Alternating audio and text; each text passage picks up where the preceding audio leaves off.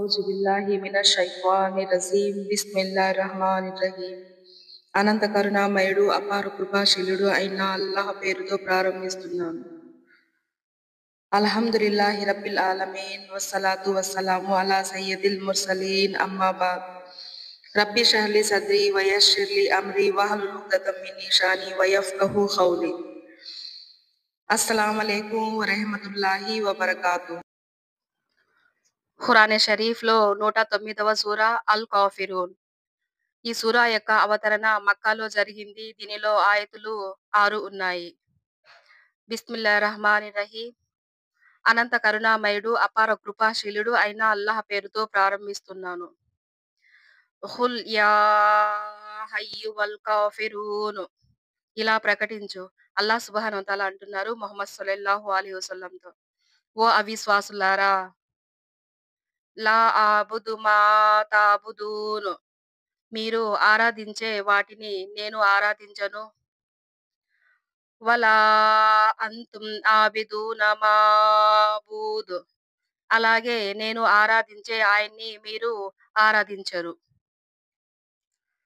వలా ఆన ఆబిదుం మా అబద్తుం, మీరు ఆరాధించే వాటిని నేను ఆరాధించేవాణ్ణి కాను.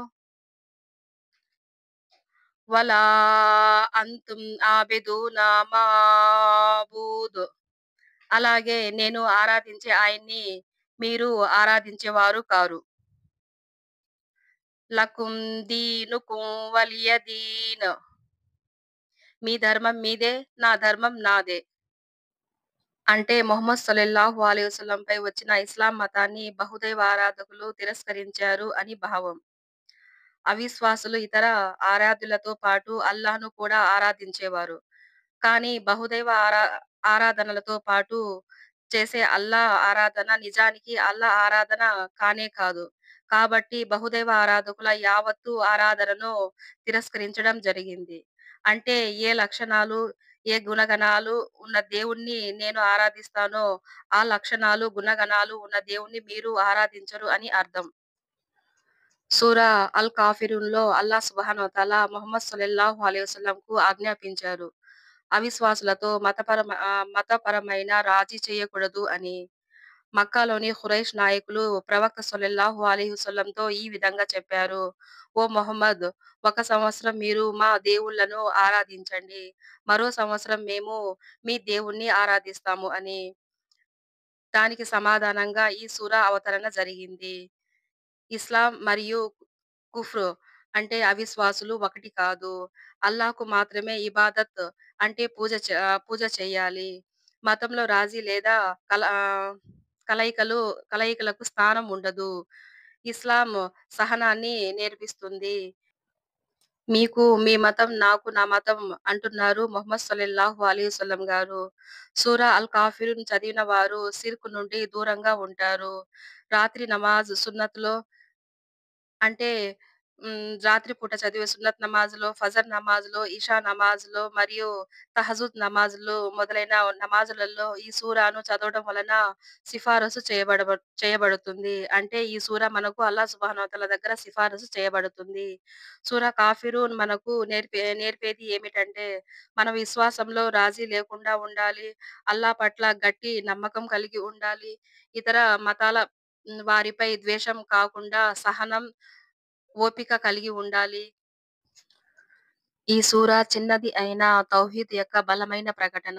అంటే తౌహీద్ అంటే ఏకదైవంపై నమ్మకం అని అర్థం. హజరత్ అబ్దుల్లా ఇబ్నే ఉమర్ రజియల్లాహు తాలా అంటున్నారు, ముహమ్మద్ సల్లల్లాహు అలైహి వసల్లం గారు ఈ విధంగా అన్నారు అని. ఇస్లాం యొక్క హక్కులు 5 వాటిపై ఖాయం చేయబడింది.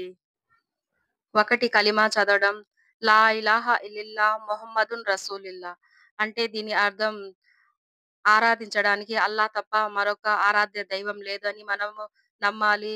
మరియు ముహమ్మద్ సల్లల్లాహు అలైహి వసల్లం గారు అల్లాహ్ సుబ్హానహు వ తఆలా పంపిన ప్రవక్త అని మనం విశ్వాసం ఉంచాలి.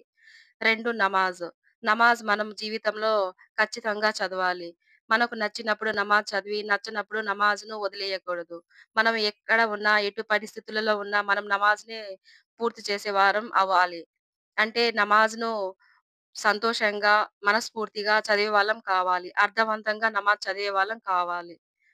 3 రంజాన్ యొక్క ఉపవాసాలు. ఇవి సంవత్సరానికి ఒకసారి నెలలో మొత్తం ఉపవాసాలు మనం ఉంచాలి. ఉపవాసాలు ఉండడం వలన మనకు చాలా లాభాలు ఉన్నాయి సైంటిఫిక్‌గా కూడా. చిన్న చిన్న రోగాలు అంటే షుగర్, బీపీ, థైరాయిడ్ ఉంటే ఏమి కాదండి. ఇలాంటివి కూడా తగ్గిపోతాయి ఇన్‌షా అల్లా మనం ఉపవాసాలు ఉండడం వలన. 4 జకాతు. మన ఆస్తిపాస్తుల పైన, బంగారం పైన జకాత్ తీసి పేదవాళ్ళకివ్వాలి. అది పేదవాళ్ళ యొక్క హక్కు. 5 హజ్, ఉమ్రాలు. మన దగ్గర డబ్బు ఉంటే ఖచ్చితంగా హజ్, ఉమ్రాలు మన జీవితంలో ఒక్కసారైనా చేయాలి ఇన్‌షా అల్లా. అల్లాహ్ సుబ్హానహు వ తఆలా ఇటువంటి మంచి పనులను చేయడానికి మనకు హిదాయత్ ఇవ్వుగాక. అంటే సన్మార్గం చూపుగాక. ఆమీన్ యా రబ్బుల్ ఆలమీన్. అస్సలాము అలైకుం వరహమతుల్లాహి వబరకాతుహు.